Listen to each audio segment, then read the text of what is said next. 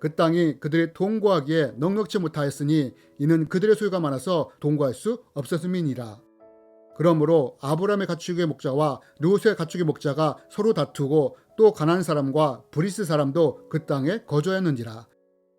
롯이 아브라함을 떠난 후에 여호와께서 아브라함에게 이르시되 너는 눈을 들어 너 있는 곳에서 북쪽과 남쪽 그리고 동쪽과 서쪽을 바라보라.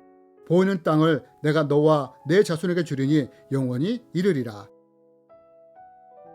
오늘은 창세기 13장을 통해 우리가 살아가면서 하나님 때문에 손해보는 일을 만날 때 하나님이 우리가 기억하길 원하시는 것이 무엇인지에 대해 함께 배우기 원합니다.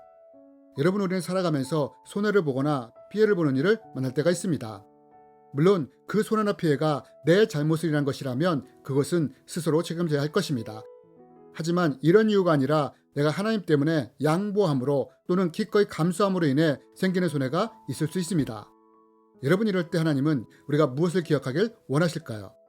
특별히 내가 믿는 자로서 하나님 때문에 기꺼이 손해를 선택하게 될 때 하나님은 우리가 무엇을 기억하기 원하실까요? 오늘은 창세기 13장을 통해 이에 대해 살펴보기 원합니다. 여러분, 창세기 13장을 보면 아브라함과 롯의 가축이 많아져서 목자들 사이에 다툼이 일어나는 것을 보게 됩니다. 여러분, 왜 이런 다툼이 일어났을까요? 그것은 이스라엘은 광야 기후였기 때문에 이들이 거했던 곳에 물과 풀이 풍부하지 않았기 때문입니다. 이런 이유로 다툼이 일어난 것입니다. 그런데 이때 이것을 본 아브라함이 어떻게 했다고 합니까? 내 목자나 서로 다투게 하지 말자고 하면서 아브라함이 롯에게 땅을 선택할 권리를 주는 것을 보게 됩니다. 여러분, 사실 아브라함은 손윗 사람이며 권위자로서 먼저 물과 풀이 풍부한 땅을 선택할 권리가 있었습니다. 그런데 아브라함은 이런 권리를 기꺼이 포기하며 롯이 선택할 수 있도록 한 것입니다.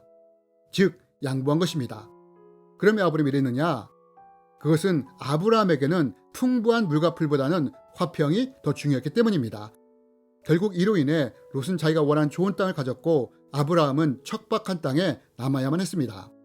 서로의 화평을 이루기 위해 아브라함이 기꺼이 손해를 감수한 것입니다. 그런데 여러분, 아브라함이 이렇게 한 후 14절에 보면 아주 중요한 말씀이 기록되어 있습니다. 그것이 무엇입니까?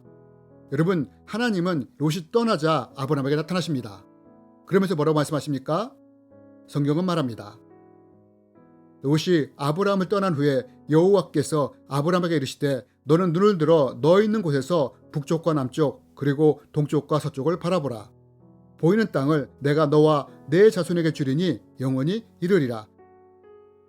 여러분, 우리가 읽은 말씀을 보면 하나님이 롯이 떠난 후에 아브라함에게 나타나십니다.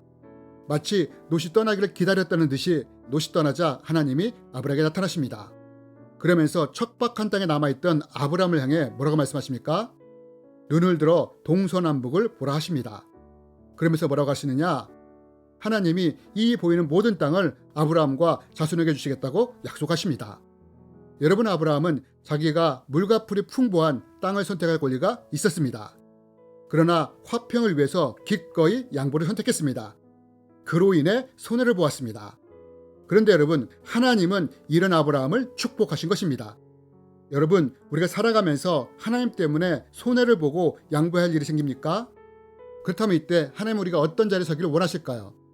자신만의 권리와 이익을 챙기는 롯의 자리에 서기를 원하실까요? 아니면 화평을 위해 기꺼이 손해를 감수하는 아브라함의 자리에 서길 원하실까요? 여러분, 하나님은 창세기 13장을 통해 우리에게 분명한 메시지를 주십니다. 네가 나 때문에 기꺼이 양보하며 손해를 감수하느냐? 내가 너의 삶을 반드시 책임져 주리라 라고 말입니다. 여러분, 롯은 자기가 좋아 보이는 땅을 선택해서 떠났습니다. 그러자 하나님은 척박한 땅에 남아있는 아브라함에게 이렇게 말씀하셨습니다. 너는 일어나 그 땅을 종행으로 두루 다녀보라. 내가 그것을 내게 주리라. 여러분, 우리는 하나님 때문에 손해를 보고 어려움을 당할 수도 있습니다. 그러나 이때 이걸 기억하시기 바랍니다. 우리가 하나님 때문에 기꺼이 손해를 본다면 하나님은 이런 나를 보고 계시며 아브라함에게 했던 것처럼 모든 것을 갚아주실 것이라는 사실을 말입니다. 여러분, 내가 그리스도인이라는 이유로 손해보고 양보해야 할 것들이 있습니까? 이럴 때 나는 롯의 자리에 서야 할까요? 아니면 아브라함의 자리에 서야 할까요? 오늘 하루를 살아가면서 이런 선택의 순간이 올 때 하나님을 기억함으로 기꺼이 아브라함의 자리에 서는 훈련을 하는 우리가 되었으면 좋겠습니다. 주님의 이름으로 여러분을 축복합니다.